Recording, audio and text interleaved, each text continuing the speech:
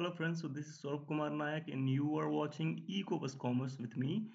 तो अभी ये जो चैप्टर होने वाला है वो चैप्टर 2 होने वाला है क्लास 11 का। और ये दोनों के लिए ही इम्पोर्टेंट है, जो बच्चे हैं जो पढ़ रहे हैं उनके लिए भी, और जो अपनी लेक्चररशिप के लिए तैयारी कर रहे हैं या प्रोफेसरशिप के लिए तैयारी कर रहे हैं उनके लिए भी ये फायदेमंद रहेगा। ये जो चैप्टर होने वाला है ये बेसिक थ्योरेटिकल चैप्टर है, लेकिन मैं इसे प्रैक्टिकल पर्सपेक्टिव से भी देखता हूँ और ज़रूरी ये है कि आप किस तरह से देखते हैं, क्योंकि जब आप किसी चीज़ को बहुत हल्के में लेके देखते हैं ना, तो फिर वो चीज़ आपसे नहीं हो पाती। तो इसलिए आपको थोड़ा-सा उस पे पुश करना पड़ता है अपने आप को कि मुझे इसे किस तरह से देखना है ना? तो वैसे हमने बहुत सारे बिज़नेस टाइप्स देखे हुए हैं, लेकिन इस चैप्टर का स्पेसिफिक बिज़नेस टाइप बताने का ही पर्पस है ना? तो चलिए देखते हैं। ये प्रॉपर मैंने इंग्लिश में बनाई हुई थी अपने बच्चों के लिए जो मेरे पास कोचिंग आते हैं। तो ट्यूशन आते हैं, सॉरी कोचिंग नहीं, ट्यूशन होता है जब आप 2-4 बच्चों को पढ़ाते हैं तो दैट वी कॉल ट्यूशन। तो 2 ही बच्चे आते हैं मेरे पास और उनके लिए मैंने इसको बनाया था, ताकि उनको पूरा बुक ना पढ़ना पड़े, क्योंकि ये चैप्टर बहुत ज़्यादा वाइड है और आप देखेंगे नोट्स तो आपको समझ में आएगा। ये नोट मैं टेलीग्राम में शेयर करूँगा, तो टेलीग्राम में भी आप जाके इस नोट को देख सकते हैं, ठीक है? तो चलिए चलते हैं। और चलने के साथ-साथ एक चीज़ और है, सब्सक्राइब नहीं किया है आपने चैनल तो सब्सक्राइब कर लेना, ताकि मुझे भी एक अच्छा लगता है अंदर से कि मेरे सब्सक्राइबर बढ़ रहे हैं, मेरे लोग जो हैं वो बढ़ रहे हैं, मेरा परिवार बढ़ रहा है। तो चलिए चलते हैं आगे। तो ये है forms of business organisation class 11, ठीक है? तो बिज़नेस स्टडी का ये चैप्टर है और इस चैप्टर में पहला तो ये है कि बिज़नेस होता क्या है? तो एक बिज़नेस जो होता है वो एक इंस्टीट्यूशनल अरेंजमेंट है to form any business activity. मतलब किसी भी टाइप की बिज़नेस एक्टिविटी करने के लिए आप एक संस्था बनाते हो, एंटरप्राइज़ बनाते हो, इंस्टीट्यूट बनाते हो, उसको आप बोलते हो बिज़नेस, है ना? ठीक है? अब उसके बाद सॉरी बिज़नेस ऑर्गेनाइज़ेशन बोलते हो उसको। उसके बाद है क्लासिफिकेशन, तो यहाँ पे क्लासिफिकेशन है बिज़नेस के। तो फॉर्म ऑफ बिज़नेस एंटरप्राइज़ेज़ में आपको पहला दिखेगा प्राइवेट, ठीक है? प्राइवेट है, प्राइवेट होने के बाद में फिर पब्लिक हो जाता है। 1 सेकंड मैं अपना मार्कर चेंज कर लेता हूँ। ये देखिए प्राइवेट है, प्राइवेट बोलने का मतलब होता है owned, manage and control by private person, ठीक है? प्राइवेट पर्सन इसको कंट्रोल करेगा, ओन करेगा, मतलब उसका मालिक भी वही रहेगा और उसको कंट्रोल भी करेगा, ठीक है? उसके बाद आता है public enterprises owned and managed and control by government. तो गवर्नमेंट जो होती है वो पब्लिक एंटरप्राइज की के मालिक होते हैं, ठीक है? उसके बाद आता है joint sector enterprises owned, manage and controlled by private government entrepreneur, ठीक है? तो ये प्राइवेट गवर्नमेंट जो होता है उनका जो साथ में मिला-जुला जो रूप होता है ना? उनको अपन जॉइंट सेक्टर बोलते हैं। अभी यहाँ पे नॉन कोऑपरेट फॉर्म है, पब्लिक के अंदर सॉरी प्राइवेट के अंदर नॉन कॉर्पोरेट और कॉर्पोरेट। नॉन कॉर्पोरेट में सोल प्रोप्राइटर है जिसको अकेले चलाया जाता है, पार्टनरशिप है जो कुछ लोग मिलके चलाते हैं, जॉइंट हिंदू फैमिली जो एक पर्टिकुलर हिंदू ब्लड के थ्रू पास होते रहता है। उसके बाद है कॉर्पोरेट, तो कोऑपरेटिव सोसाइटी है जैसे अमूल है, और उसके बाद जॉइंट स्टॉक कंपनी है, ठीक है? उसके बाद आता है टाइप्स जो हैं वो है डिपार्टमेंटल अंडरटेकिंग, ये पब्लिक एंटरप्राइज के टाइप हैं, स्टैट्यूटरी कॉर्पोरेशन और गवर्नमेंट कंपनी। एग्जांपल्स हम लोग देखते रहेंगे।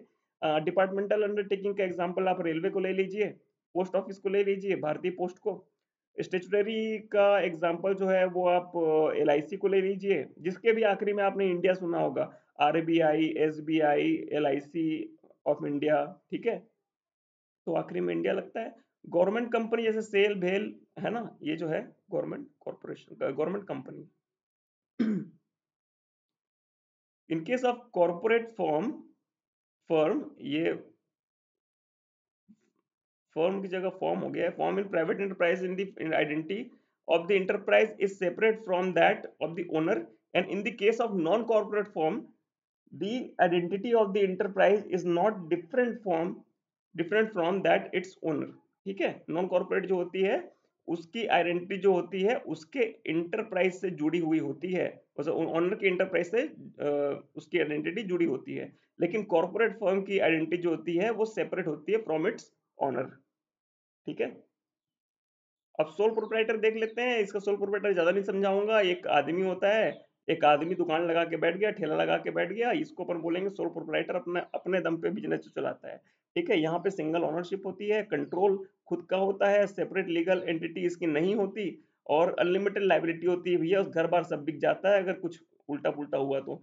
लीगल फॉर्मेशन कोई जरूरत नहीं है आपकी, लीगली फॉर्म करो इसको, ऐसी फॉर्म कर सकते हो, बस चला सकते हो। सोल रिस्क बियरर होता है, मतलब अकेला ही रिस्क बियर करेगा और प्रॉफिट को भी अकेले ही खाएगा, है ना। मैरिड जो होते हैं, easy to start and close, जब चाहे चालू करो जब चाहे बंद करो। क्विक डिसीजन मेकिंग होती है, अकेले ही तो करना है, कौन सा दूसरे से पूछना है। उसके बाद सेंस ऑफ अकॉम्प्लिशमेंट, मतलब अपने को लगता है कि मैं कुछ कर रहा हूँ। ठीक है। उसके बाद होती है अनलिमिटेड लाइबिलिटी होती है, तो उसका अच्छी बात भी है, उसकी बुरी बात भी है। ठीक है। और उसके बाद होता है लीगल फॉर्मेलिटीज इसमें कोई नहीं होती। सोल रिस्क बियरर और प्रोजेक्ट प्रॉफिट रिसिपेंट, इसको भी अपने डिस्कस कर लिया। लिमिटेशंस क्या होती हैं? लिमिटेशंस होती हैं लिमिटेड फाइनेंशियल रिसोर्स होते हैं। ठीक है। लिमिटेड फाइनेंशियल रिसोर्स होते हैं, लिमिटेड मैनेजरियल एबिलिटी होती है, भाई मुझे जितना आता है मैं उतना ही तो करूंगा। उसके बाद होता है अनलिमिटेड लाइबिलिटी, ये तो वही हुआ बात। अनसर्टेन लाइफ होता है, और लिमिटेड स्कोप ऑफ एक्सपेंशन होता है। ठीक है। तो ये चीज आपका हो गया।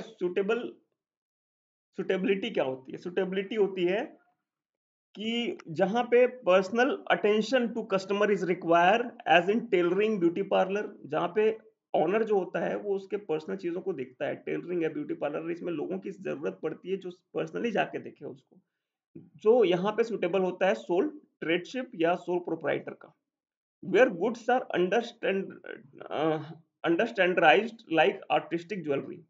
अब ज्वेलरी को बनाने का काम जिसके हाथ में है ना, वो स्पेसिफिकली उसी के लिए बना रहा है। अब उसके जैसा कोई और नहीं बना सकता, ये तो आर्टिस्टिक काम है ना। जैसे कोई पेंटर है ना, तो पेंटर वाला जो काम है वो अकेले ही करेगा वो। ऐसा नहीं किसी चार लोग की मदद चाहिए, है ना। रेलवे की पटरी नहीं बना रहा है वो। तो वहां पे वो खुद करेगा, और उसकी जो टैलेंट है ना वो उसी के अंदर रहेगी। तो ऐसे काम के लिए ये सुटेबल होता है। Where the modest capital and limited managerial skill are require, such in the case of retail store. जैसे रिटेल स्टोर में होता है ना, एक कैपिटल कम चाहिए, एकदम बहुत ज्यादा कैपिटल नहीं चाहिए कि 10-15 करोड़ लगा दिए। तो 10-15 लाख में जहाँ पे काम हो जा रहा है, ऐसी जगह के लिए बेस्ट रहता है। Business where risk is not extensive, lesser functional in price and demand. Stationery shop हो गया, रिटेल शॉप हो गया, ग्रोसरी शॉप हो गया।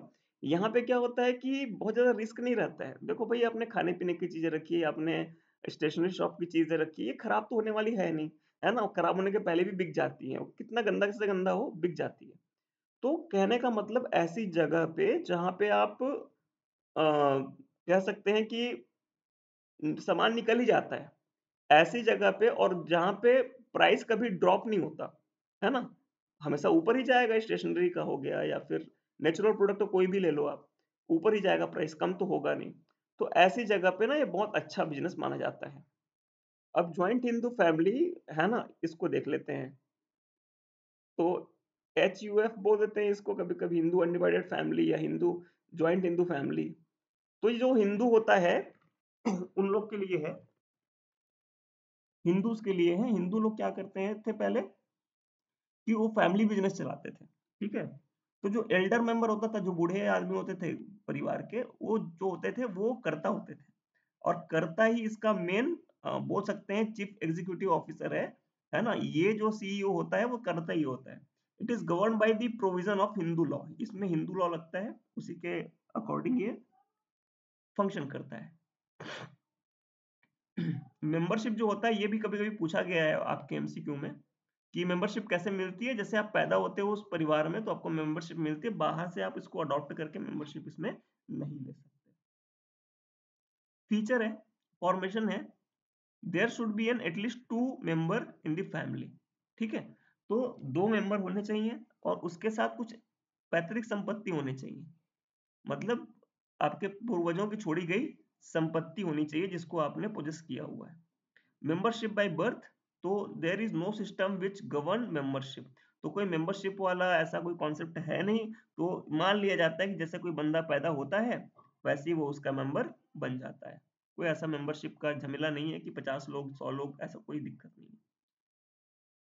दया भाग सिस्टम है और क्या लिखा है यार, मितक्षरा सिस्टम।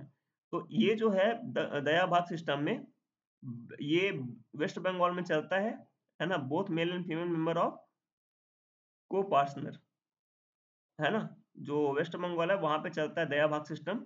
और यहाँ पे मेल और फीमेल, ये ध्यान देने की बात है, ठीक है, क्योंकि यहाँ पे मेल को ज्यादा प्रियोरिटी दी जाती है हिंदू फैमिली में।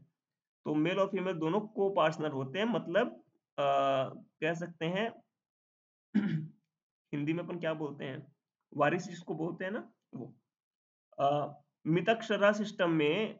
इसमें क्या होता है, मितक्षरा सिस्टम में ऑल ओवर इंडिया ये लागू है एक्सेप्ट वेस्ट बंगाल, है ना। और इसमें क्या है, केवल मेल मेंबर को पार्टनर होते हैं, है ना, वारिस होते हैं।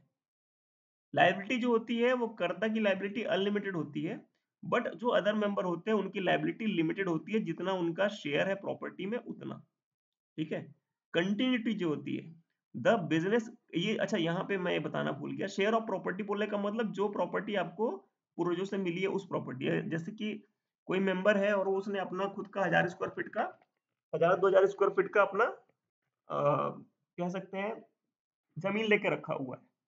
तो अगर कुछ केस होता है, उस केस में क्या होगा कि उस प्रॉपर्टी को कुछ नहीं होगा, जो उसके पूर्वज वाली प्रॉपर्टी थी उसको ले लिया जाएगा क्रेडिटर्स के द्वारा, है ना।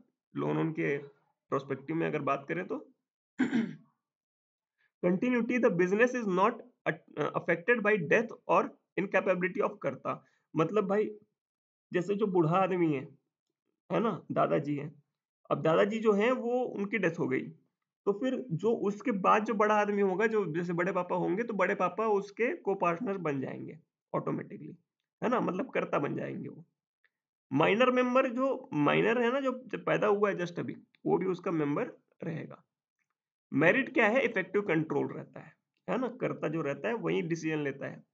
Continue continued business existence. तो ऐसे कोई दादाजी का डेथ हो गया, उसके बाद बड़े पापा आ गए, बड़े पापा का डेथ हुआ तो फिर पापा आ गए, पापा के बाद फिर मैं आ जाऊं, इस वाला सिस्टम में ये चलता है। तो सिक्रेसी भी रहती है, लिमिटेड लाइबिलिटी भी रहती है अदर मेंबर की, है ना। और कर्ता को छोड़ के मतलब अदर मेंबर की लाइबिलिटी भी लिमिटेड रहती है, ज्यादा लाइबिलिटी ऐसे रहती नहीं है। सिक्रेसी भी रहती है ना। तो सिक्रेसी है वो मेंटेन, क्योंकि कर्ता करने वाला है, तो ये सीक्रेट अपने अपने तक ही रखता है बहुत सारे, ठीक है। Loyalty and cooperation. तो जो सारे हैं ना वो आपके फैमिली मेंबर है। तो जो फैमिली मेंबर है ना उनकी लॉयल्टी ना बाकी लोग से ज्यादा होती है, मतलब बाहर में आप बिजनेस रन करोगे उससे ज्यादा ही रहती है।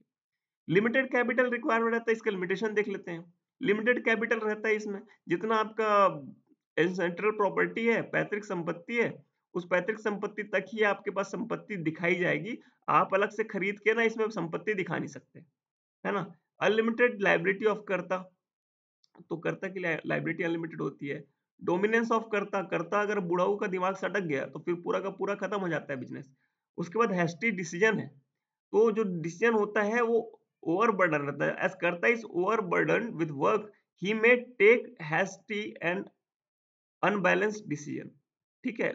दिमाग गड़बड़ा गया दादाजी का, तो फिर ऐसा ही कुछ डिसीजन ले देंगे जो कि पूरे बिजनेस को खत्म कर सकता है। लिमिटेड मैनेजरियल स्किल ऑफ करता, दादाजी एमबीए करके तो रखे नहीं थे, तो हो सकता है कुछ ऐसे डिसीजन, कुछ ऐसे नई चीजें, अब बोलो कि दादाजी अपने प्रोडक्ट का एडवर्टाइजमेंट करेंगे तो वो फिर आपको डांट के भगा दिए, है ना। कहाँ व्हाट्सएप व्हाट्सएप में तुम एडवर्टाइजमेंट करोगे, फालतू का काम करते हो, चुपचाप अपने काम में ध्यान लगाओ, है ना। ऐसे चीजें होती है। चलिए पार्टनरशिप की बात करते हैं, इसके बारे में तो हर कोई जानता है ना। ये 1932 partnership is a relation between two or more person who have agreed to share their profit of a business which is carried by all, or all of them acting for all. ये मैंने 2-3 बार video में आपको बोली है कि ये जो partnership का डेफिनेशन है, ये सेक्शन 2 आता था पहले, ठीक है। तो ये जो है आप याद करके रख लो। तो 2 से 2, ये देखो यहाँ पे लिखा भी हुआ है, 2 और मोर पर्सन पहला पॉइंट, है ना। तो 2 और मोर पर्सन होने चाहिए, उसके बाद एग्री, एग्री से निकालो, एग्रीमेंट होना चाहिए। शेयर, शेयर होना चाहिए, है ना? प्रॉफिट को, और बिज़नेस होना चाहिए प्रॉफिट शेयर करने के लिए। तो बिज़नेस कौन-सा होना चाहिए? लॉफुल होना चाहिए। तो बिज़नेस कौन-सा होना चाहिए? लॉफुल होना चाहिए। उसके बाद होता है which is carried by all or all of them, ठीक है? एक्टिंग फॉर ऑल, ठीक है? चलो। अब ये लैक ऑफ कंटिन्यूटी होती है, म्यूचुअल एजेंसी होती है, ये आपको अलग से याद करना पड़ेगा। अनलिमिटेड लायबिलिटी, है ना? Decision making and control, lack of continuity, झगड़ा-वगड़ा बहुत होते रहता है। म्यूचुअल एजेंसी दोनों में बनी रही तब तो ठीक है, नहीं बनी रही तो फिर अ, अलग हो जाते हैं लोग। मेरिट क्या है? ईज़ी ऑफ फॉर्मेशन है और क्लोज़र है, मतलब 2 आपस में मिलके काम कर लिए और क्लोज़ कर दिए। लार्जर फाइनेंशियल रिसोर्स होता है कि एक आदमी काम करेगा तो थोड़ा लिमिटेड रहेगा, 2 आदमी अपने-अपने पैसे लगाएँगे तो फिर बहुत सारे फाइनेंशियल रिसोर्स हमको एक्टिव हो जाते हैं। बैलेंस डिसीजन होता है, 2 लोग आपस में सहमत होंगे तभी काम होगा, नहीं होंगे तो फिर काम नहीं होगा, है ना? तो डिसीजन बैलेंस्ड रहता है हमेशा। शेयरिंग ऑफ रिस्क, तो रिस्क भी शेयर होता है जैसे प्रॉफिट शेयर होता है, ठीक है? रिस्क भी शेयर होता है। सीक्रेसी जो है वो कुछ लोगों के अंदर बटी रहती है, जैसे मेरे 4 पार्टनर हैं, 4 लोग ही जानते हैं इसके बारे में, बाकी लोग नहीं जानते, ठीक है?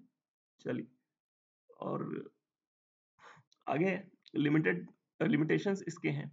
लिमिटेड रिसोर्स होते हैं, अनलिमिटेड लायबिलिटी होती है। बार-बार वही पढ़ेंगे इसलिए मैं पूरा डिस्कस नहीं कर रहा हूँ, है ना? आप समझेंगे इस चीज़ को। लिमिटेड रिसोर्स होते हैं पार्टनरशिप में, अनलिमिटेड लायबिलिटीज़ होती हैं, बार-बार पे करना पड़ता है। घर से लाके पे करो लेकिन करो, और नहीं पे कर पाए तो आपकी घर बेच दी जाएगी। ये वाली चीज़ें होती है, कई इंसॉल्वेंट भी होते हैं इसके चक्कर में, लैक ऑफ कंटिन्यूटी होती है, झगड़ा हो गया, है ना? पहले बहुत अच्छे दोस्त थे, अब बहुत बड़े दुश्मन बन गए हैं। तो लैक ऑफ कंटिन्यूटी होती है, लैक ऑफ पब्लिक कॉन्फिडेंस होता है। पब्लिक को खुद लगता है भाई आज तुम मेरे साथ हो, कल तुम लोग अलग हो जाओगे तो हम क्या करेंगे? तो ऐसे चक्कर में पैसे मिल नहीं पाते मार्केट से। कस्टमर नहीं बन पाते हैं अच्छे-अच्छे। तो टाइप ऑफ पार्टनरशिप होती है जनरल और एक्टिव पार्टनरशिप। जो काम करता है ना बंदा, जो काम करने के लिए आता है रोज़ और रोज़ काम करके देखता है, वो होता है एक्टिव पार्टनर, वो होता है जनरल पार्टनर। उसके बाद होता है स्लीपिंग पार्टनर, ये सो रहा होता है। ये स्लीपिंग पार्टनर या डोरमेंट पार्टनर, ये होता है सुस्त पार्टनर, या जिसको अपन बोलते हैं सोने वाला पार्टनर, ठीक है? या बाहरी पार्टनर, डोरमेंट जिसको मतलब होता है बाहर वाला। तो ये होता है कि जो बाहर रहता है हमेशा। डोरमेंट में रहता है हमेशा, ये कभी काम करने के लिए वर्क प्लेस में नहीं आता, ठीक है? उसके बाद ये केवल पैसे लेने के लिए आता है, ये इन्वेस्ट करता है मनी को और शेयर करता है प्रॉफिट एंड लॉस दोनों को। इसकी भी लायबिलिटी अनलिमिटेड होती है, लेकिन ये काम पे ध्यान बिल्कुल भी नहीं देता। उसके बाद होता है सीक्रेट पार्टनर, मतलब मेरा सीक्रेट ऐसा पार्टनर जिसके बारे में कोई नहीं जानता।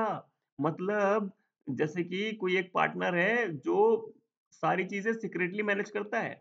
मैं उसके बारे में लोगों को बताता नहीं हूँ कि वो मेरा पार्टनर है, बट वो मेरा काम कर रहा है। ठीक है? क्लियर? लायबिलिटी इसकी भी अनलिमिटेड होती है। अरे भाई तुम पार्टनर बन गए ना, अब सीक्रेट बनो या फिर ओपन बनो, कोई मतलब नहीं है। नॉमिनल पार्टनर है। नॉमिनल पार्टनर बोलने का मतलब such partner gives his name, मतलब केवल नाम दे दिया और गुडविल दे दिया फर्म को। अरे मेरे पास आए एक सांसद जी आए, सांसद जी मेरे साथ फोटो खिंचवा लिए और कुछ-कुछ रेफरेंस दे दिए, है ना? अरे फलाना मेरा मेरा ही क्या बोलते हैं रिश्तेदार है, उसको काम दिला दो, मेरा ये अच्छा आदमी है, काम दिला दो। तो उसने काम दिलवा दिया और तो वो मेरा क्या बन गया? वो मेरा प नॉमिनल पार्टनर बन गया। ये पैसा भी जमा नहीं करता है ना? प्रॉफिट भी नहीं लेगा, लेकिन इसकी भी लायबिलिटी बाबा अनलिमिटेड ही होती है। अब इसमें आता है पार्टनर बाय इस्टॉपल। इस्टॉपल बोलने का मतलब होता है by the one who by his word और कंडक्ट, मतलब तुम ऐसा दिखा रहे हो कि तुम पार्टनर हो, तो भाई तुम पार्टनर हो। अगर तुम नहीं हो, तब भी तुम पार्टनर हो। तुम दिखा दिए, 4 लोग को बोल दिए, अपना ही आदमी है, अपना ही आदमी है। तो ये नॉमिनल पार्टनर कहीं न कहीं सिमिलर तो है, लेकिन स्पेसिफिकली अगर बोला जाए तो पार्टनर बाय इस्टॉपल बोलने का मतलब है कि आप वर्ड से आपने कहीं बोला था कि आप मेरे पार्टनर हैं या कंडक्ट ऐसा किया था कि आप मेरे पार्टनर हैं, तो आप मेरे पार्टनर हैं। चाहे आप मेरे पार्टनर ना रहो, तब भी है। His liability is unlimited toward the third party, जिसके सामने उसने शेखी मारी थी कि भाई वो मेरा पार्टनर है। बाकी लोग के लिए इसकी लायबिलिटी नहीं है, उस पर्टिकुलर पार्टी के लिए उसकी लायबिलिटी है। ठीक है? तो उसके बाद आता है पार्टनर बाय होल्डिंग काउंट, मतलब फाल्सली डिक्लेयर करता है ना, गलती आपने गलत-गलत चीज़ें बोल दिया कि मैं पार्टनर हूँ। मतलब कोई आपसे बोला नहीं है, लेकिन आप जबरन का शेखी मार रहे थे कि पार्टनर हूँ। गलती से आप पार्टनर बन गए। अगर वो पार्टनर नहीं भी है, तब भी becoming aware of it, he does not deny it, है ना? His liability is unlimited toward the party who has deal with firm on the basis of declaration। ठीक है? आगे चलते हैं। माइनर को पार्टनर ले सकते हैं क्या सर? तो हाँ, लेकिन वो 18 साल के ऊपर का होना चाहिए। अब छोटा है तो क्या करेंगे सर? तो लायबिलिटी उसकी नहीं रहेगी कोई, उसका केवल प्रॉफिट रहेगा, ठीक है? Can not become a partner of firm, ठीक है? छोटा रहेगा वो। However, the minor can be admit to the benefit of existing partner firm with the mutual consent of all partner। ठीक है, जैसे 18 साल के नीचे का है तो फिर सारे पार्टनर म्यूचुअल कंसेंट लेते हैं। 4 पार्टनर थे, एक पार्टनर का डेथ हो गया, तो उसका बेटा है छोटा सा 5 साल का, अब उसका भी घर चलाना है, तो बाकी पार्टनर लोग क्या करेंगे भाई? एक काम करते हैं यार, इनको ना प्रॉफिट का 5% प्रॉपर देते रहेंगे, हम लोग तो बांटेंगे 95% 3 लोग, लेकिन 5% 10% इन लोग को प्रॉफिट का देते रहेंगे। कहने का मतलब ये इन लोग की लायबिलिटी नहीं रहेगी। He cannot be asked for bear the losses। His liability will be limited to the excellence of the capital of capital contributed by him। तो इसके पापा ने जो कैपिटल दे दिया था ना, उसी जो में उसका काम चलते रहेगा। He will not be eligible to take an active part of the management of the firm। ठीक है, एक्टिव पार्ट नहीं ले सकता जब तक वो 18 के ऊपर ना हो जाए। ठीक है, 18 के ऊपर होगा ना, फिर प्रॉपर वो काम करेगा और अपनी पार्टनरशिप लेके रहेगा, है ना? इसका उसका सबका बदला लेगा। तो बोलते हैं types of partnership, partnership at will होता है, पर्टिकुलर पार्टनरशिप होता है, ठीक है? अ, देखिए यहाँ पे 2 ही लिखे हैं मैंने, तो गलती कर दी। तो पार्टनरशिप एट विल होता है, मतलब इच्छा से पार्टनरशिप। तो जो नॉर्मल पार्टनरशिप होती है ना, वो ऐसी होती है। पर्टिकुलर पार्टनरशिप होती है। पर्टिकुलर पर्टिकुलर बोलने का मतलब कोई बिल्डिंग बना रहे हो आप, उसके लिए आपने पार्टनरशिप कर ली। कोई नाली बना रहे हो, कोई रोड बना रहे हो। तो एक रोड खत्म होने के बाद या नाली खत्म होने के बाद या बिल्डिंग खत्म होने के बाद आपकी पार्टनरशिप भी खत्म हो जाएगी। इसको बोलते हैं पर्टिकुलर पार्टनरशिप, है ना? तो इसके बाद वो एक आता है time partnership, fix time partnership, ठीक है? तो फिक्स टाइम पार्टनरशिप जो होता है, इसको मैं लिख रहा हूँ F fix time partnership, FTP, ठीक है? एफटीपी कंप्यूटर में मत घुस जाना भाई मेरे, एफटीपी कंप्यूटर में भी होता है। तो फ्रंट फिक्स टाइम पार्टनरशिप जो होता है उसमें क्या होता है, एक लिमिटेड टाइम के लिए 3 साल, 4 साल, 5 साल, ये आपके बुक में दिया हुआ है, यहाँ पे नहीं दिया हुआ है, लेकिन ऐसी चीजें आपसे कभी-कभी पूछ ली जाती है, नोट्स में जो नहीं रहती। अब classification on the basis of liability, तो जनरल पार्टनरशिप में लायबिलिटी जो होती है, liability is limited and joint registration of the firm is optional general partnership में।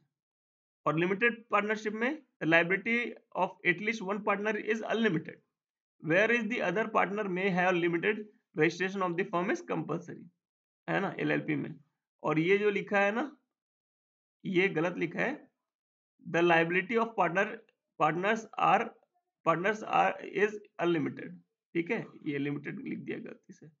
अनलिमिटेड जो जनरल पार्टनरशिप होती है उसमें अनलिमिटेड लायबिलिटी होती है।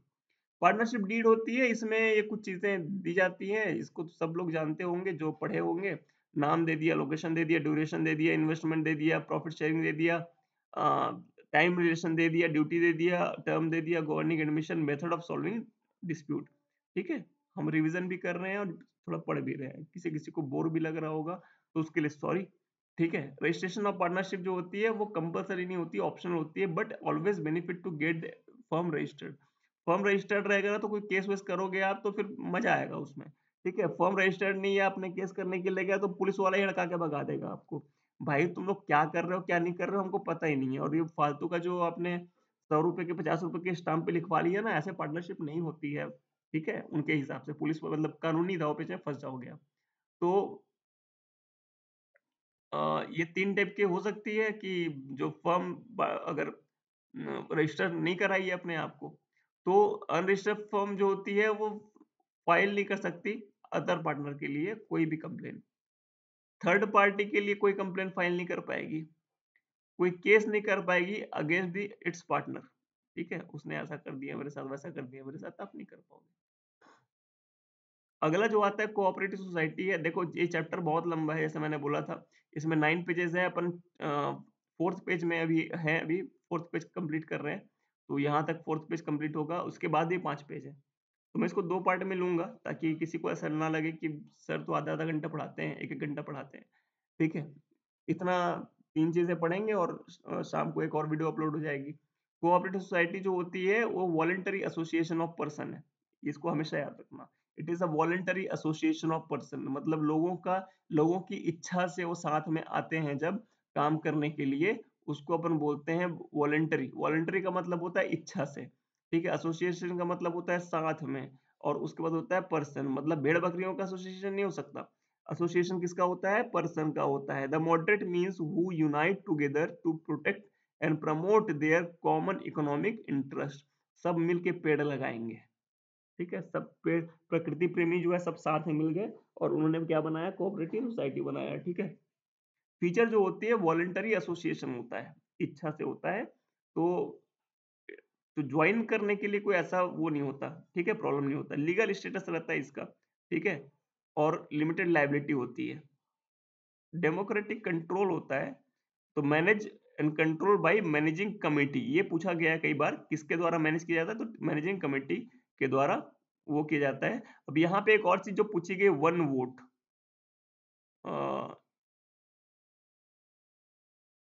ये लिखा नहीं है, इसमें आता है वन मैन वन वोट, ठीक है?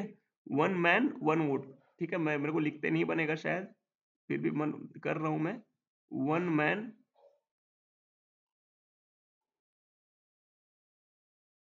वन, चलो लिख लो ना यार आप, मेरे को तो लिखते बनेगा नहीं यहाँ पे। वन मैन वन वोट का इसमें प्रिंसिपल रहता है, ठीक है? तो यहाँ पे लिख देता हूँ वन मैन वन वोट। तो ये जो है ना, ये आप इसमें देख देख पाते हो, ठीक है? अब यहाँ पे कर लेते हैं हाईलाइट इसको। तो वन मैन वन वोट का कॉन्सेप्ट किस में रहता है? तो वो रहता है कोऑपरेटिव सोसाइटीज में, है ना? Bounded by it's governments rule, ठीक है? तो गवर्नमेंट थोड़ा-सा इसमें प्रेशराइज़ करती है ना? और उसके बाद डिस्ट्रीब्यूशन ऑफ सरप्लस, तो डिस्ट्रीब्यूशन ऑफ सरप्लस जो होता है, वो uh, volume of the business transaction by member and not the basis of capital contribution. तो जो जितना करेगा उसको उतना मिलेगा, ठीक है? ऐसा मतलब मैं 1 करोड़ दिया हूँ, मेरे को भी कुछ दो, ऐसा कुछ नहीं होता इसमें। Exercise of formation, exercise of formation, it can be started with minimum of 10 member, ठीक है? with few legal formation, limited liability होती है, liability बहुत limited होती है, stable existence होता है ना? तो separate legal entity होती है ये, that's why इसका जो स्टेबल एग्जिस्टेंस होता है, लंबे समय तक चलती है। किसी के चले जाने से, मतलब डेथ हो जाने से, या किसी के संस्था से बाहर चले जाने से इसको कोई फर्क नहीं पड़ता है। इकोनॉमी इन ऑपरेशन, ठीक है? तो इसमें क्या होता है, वॉलंटरी सर्विस जो है वो लोग प्रोवाइड करते हैं, और सब लोग जो रहते हैं वो अपनी इच्छा से आए होते हैं, तो इसमें कोई दिक्कत नहीं होती, बहुत सस्ते में काम होते रहता है, बहुत ज़्यादा पैसे लगते नहीं है, सब बहुत सारे लोग इसके मेंबर बन जाते हैं। गवर्नमेंट सपोर्ट रहता है, गवर्नमेंट बोलती है कि भाई अच्छा काम कर रहे हो, करते जाओ, और सस्ते में इन लोग को लोन भी दिलवा देती है ना? और टैक्सेस भी इन लोग से कम चार्ज करती है, सोशल यूटिलिटी होती है इसमें। पर्सनल जो लिबर्टी जो होता है ना, it promote personal liberty, social justice and mutual cooperation. They help to prevent concentration of economic power in few hand, ठीक है? लिमिटेशन क्या है? शॉर्टेज ऑफ कैपिटल, भाई कितना भी दे दो कम तो पड़ता ही है ना पैसा, पैसे की बात क्या बोले। इनसफिशिएंट मैनेजमेंट, मैनेजमेंट ये अच्छा नहीं रहता है। देखो लोग अपने अपने पढ़े लिखे हैं, बहुत अच्छा आदमी आ गया तो बहुत अच्छा, लेकिन अगर नहीं आया तो क्या करेंगे, क्या ही कर सकते हैं, ठीक है? लेक ऑफ मोटिवेशन, तो मोटिवेशन की कमी होती है यहाँ पे, ठीक है? तो मोटिवेशन की कमी हमेशा ही रहेगी, क्योंकि पैसा ज़्यादा मिलता है नहीं इसमें। और उसके बाद है लेक ऑफ सीक्रेसी, सब लोग मेंबर हैं, सब लोग को बता दो, है ना? और वो अपने घर में बता देता है, और वो फिर मोहल्ले में बात फैल जाती है वाली हिसाब है। एक्सेसिव गवर्नमेंट कंट्रोल होता है, गवर्नमेंट इतना प्रेशराइज़ करती है, इतना ज़्यादा कंट्रोल करके रखती है, भाई ये लोग गलत काम तो नहीं कर रहे हैं, है ना? जैसे कि आपने गोठान खोल लिया, कोऑपरेटिव सोसाइटी बना के, अब गोठान खोलने के बाद फिर आप फिर वही काम कर रहे हो, काला काम, ठीक है? तो ऐसी चीज़ों में गवर्नमेंट बहुत ज़्यादा सख्त होती है। उसके बाद होता है conflict among member. Conflict among member, लोगों में ही झगड़ा हो गया, है ना? तो झगड़ा हो गया तो उस पर्टिकुलर टाइम पे क्या होता है, अ, एकदम मतलब छोड़ के चले जाते हैं, सपोर्ट हट जाता है हमारा, और हमारी छवि जो है कोऑपरेटिव सोसाइटी की खराब हो जाती है। टाइप है कुछ-कुछ, अब इसको मैं क्या बोलता हूँ, 6 टाइप के आपको मिलेंगे। इसमें आप देखेंगे, इसको अपन जो मेमोनिक्स है उसमें याद करने की कोशिश करेंगे। इसको अपन बोलेंगे C2, ठीक है? पहले बात करते हैं C2 की। तो C2 बोलने का मतलब है कंज्यूमर एंड क्रेडिट, ठीक है? Consumer cooperative society, credit cooperative society. उसके बाद आता है PMFH, ठीक है? PMFH। तो C2 PMFH, मैं इसको इस तरह से याद किया था मैंने, और बच्चों को भी मैंने बोला था कि ऐसे याद करो, क्योंकि ऐसे में भूल जाने का खतरा रहता है। तो C2 PMFH कहने का मतलब है कि कंज्यूमर, क्रेडिट, उसके बाद आएगा प्रोड्यूसर, M का मतलब मार्केटिंग, F का मतलब फार्मर, और H का मतलब हाउसिंग। क्लियर? अब यहाँ तक ही पढ़ रहे हैं। ज्वाइंट स्टॉक कंपनी हम लोग नेक्स्ट सीरीज में पढ़ेंगे। हमने 5 पेज कंप्लीट ऑलमोस्ट कर लिया है और 3 पेज बचे हुए हैं, ठीक है? चलो पढ़ ही लेते हैं यार, पढ़ने में क्या है, ठीक है? जल्दी कंप्लीट करा देता हूँ। ज्वाइंट स्टॉक कंपनी जो होती है, वो 2 मतलब प्राइवेट पब्लिक वाला भी काम इसमें रहता है। तो पब्लिक और पार्टनर, सॉरी पब्लिक और प्राइवेट, पीपी, ठीक है? इनकॉर्पोरेशन एसोसिएशन इनकॉर्पोरेट होनी चाहिए, रजिस्टर्ड होनी चाहिए। कंपनीज एक्ट में 1956 में without registration no company can come into existence, ठीक है? सेपरेट लीगल एग्जिस्टेंस होता है, भाई जिसका रजिस्ट्रेशन होगा उसका क्या होगा, सेपरेट लीगल एग्जिस्टेंस होगा। मतलब उनकी अलग एक छवि रहती है, वो एक इंसान के जैसे रहते हैं। परपेचुअल एग्जिस्टेंस रहता है, मतलब कोई आए कोई जाए कोई मरे, है ना, कोई इंसॉल्वेंट हो जाए तो फिर इसमें कोई दिक्कत इसको नहीं होती है। लिमिटेड लायबिलिटी होती है ना, लायबिलिटी लिमिटेड होती है, जितना शेयर रहेगा उतने की liability. Separation of ownership and control, तो जितना का शेयर आप रखेंगे उतने का ही आपको ओनरशिप मिलता है, ठीक है? उसके बाद आता है लिमिटेड लायबिलिटी, है ना, इसमें क्या है, लिमिटेड लायबिलिटी है, transfer of interest, perpetual existence, सारी चीजें बार बार रिपीट हो रही है, स्कोप ऑफ एक्सपेंशन, ठीक है, बढ़ा सकते हैं लोग बाद में इसको। प्रोफेशनल मैनेजमेंट, सब एमबीए एमबीए सब हायर करके रखते हैं लोग। लिमिटेशन जो है, लीगल फॉर्मेलिटीज इसमें मतलब पूरी कंप्लीट रखनी पड़ती है आपको, ठीक है? तो बहुत लंबी वो लंबी जर्नी होती है रजिस्टर कराने की कंपनी को, या जॉइंट स्टॉक कंपनी को। तो टाइम कंज्यूमिंग होता है, एक्सपेंसिव होता है, required lot of legal formality to be fulfilled, lack of secrecy रहती है, ठीक है? और उसके बाद लेक ऑफ मोटिवेशन होता है, डिले इन डिसीजन मेकिंग होती है ना, ओलिगार्चिक मैनेजमेंट, तो company is said to be democratically managed but actually managed by few people. मतलब बोल सकते हैं कि भाई बहुत स्वतंत्रता है, ऐसा है वैसा है, जैसे हमारी कंट्री की बात ले लो, हमको लगता है स्वतंत्रता है लेकिन स्वतंत्रता रहती नहीं है, ठीक है? Sometime they take decision keeping in mind their personal interest has been personal interest and benefit, ignore the interest of shareholder in company, ठीक है? ऐसा होता है। टाइप ऑफ कंपनी जो होती है, पब्लिक और प्राइवेट, ये तो अपन ने बात कर ली। मिनिमम 2 मेंबर प्राइवेट में चाहिए, कितने चाहिए, मिनिमम 2 मैक्सिमम 50 प्राइवेट में। कंपनी जो पब्लिक होगी उसमें 7 मिनिमम चाहिए, मैक्सिमम तो अनलिमिटेड है, पूरी दुनिया को अपना मेंबर बना सकती है। It can invite general public to buy its share and debenture, ठीक है? It invite general public to buy its share and debenture, ठीक है? ये बुला नहीं सकती, कैन नॉट, और ये can. There are certain restriction on transfer of share, private में फ्री ट्रांसफर है, कहीं भी बेचते रहो तो ट्रेड करते हो वही share. Commerce business after they can commence business, ये कॉमर्स लिख दिया, कमेंस है ये, अच्छा कॉमेंस तो लिखा है। कॉमेंस बिजनेस आफ्टर इनकॉर्पोरेशन, जैसी हुआ वैसे चालू कर देते हैं। It can commence business after obtaining certificate of commencement. मतलब कमेंस हो गया बिजनेस का, मैसेज आ गया है, ठीक है, लेकिन सर्टिफिकेट नहीं आया ना, तो भाई चालू नहीं कर सकते बिजनेस को। It has to write private limited आखिरी में, जैसे कि Tata Sons private limited, Citibank private limited, Hyundai motor India private limited, ठीक है, ऐसे लिखेंगे ये लोग। और उसके बाद है कि पब्लिक जो होती है, पब्लिक में केवल लिमिटेड लगाते हैं, Reliance Industries Limited, Wipro Limited, Raymonds Limited, है ना। जो इसमें होती है, minimum capital required is 1 lakh और minimum capital required is 5 lakh, ठीक है। फॉर्मेशन ऑफ कंपनी, बस ये आखिरी पॉइंट है, फॉर्मेशन ऑफ कंपनी। तो ये मैं अलग से ही आपको क्लास लूंगा फॉर्मेशन कंपनी का, ठीक है। अभी के लिए टाटा बाय बाय, और सब्सक्राइब कर लेना भाई, और ये नोट्स जो है वो आपको टेलीग्राम में मिल जाएंगे, ठीक है। Thank you so much.